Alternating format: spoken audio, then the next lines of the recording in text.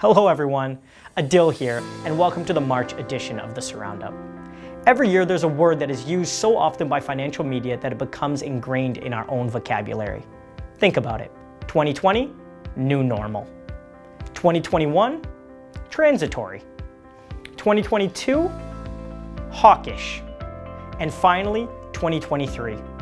It's still early, but I can't tell you how many times I've heard the word soft landing. So what does that mean? As rates began to rise in 2020 to combat inflation, there were two realistic scenarios for the economy: a hard landing and a soft landing. A hard landing is a scenario where inflation falls but at the cost of the economy. The consumer is squeezed by the higher costs and therefore they reduce their spending. Company earnings fall, layoffs ensue, and the economy falls into a recession. A soft landing, also known as the Goldilocks scenario, is where the Fed threads the needle. Inflation begins to ease, the Fed is able to scale back on the interest rate hikes, the labor market holds up, the economy slows, but is able to avoid a recession.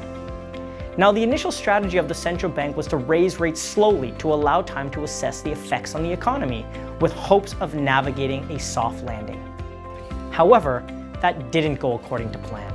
Inflation was at risk of getting out of control, and as a result, the Fed was forced to raise rates rapidly. It's important to mention that it can take up to 18 months or more in some cases for the economy to feel the full effect of just one interest rate hike, and the Fed raised rates a total of 18 times in less than a year. The consensus was that the economy simply could not survive that many interest rate hikes in such a short period of time, and thus the only outcome could be a hard landing.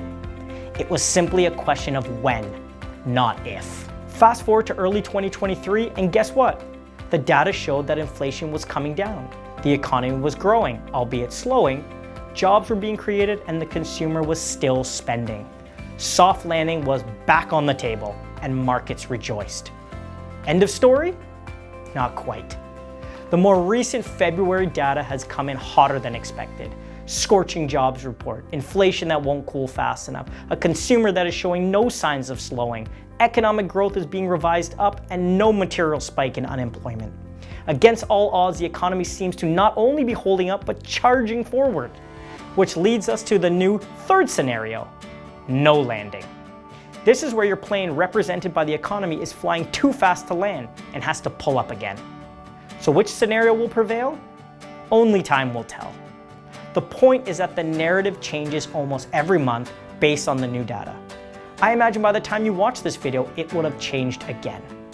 Ultimately, bringing down inflation does not happen in a straight line, and there's sure to be turbulence along the way. Remember, regardless of the outcome, the market is not the economy, and the economy is not the market. The market is forward-looking. The market leads company earnings, which leads the economy. This means that the news could get worse, but the market may have already bottomed. That's it for this edition of the Surroundup. Remember, there's more than one way to wealth.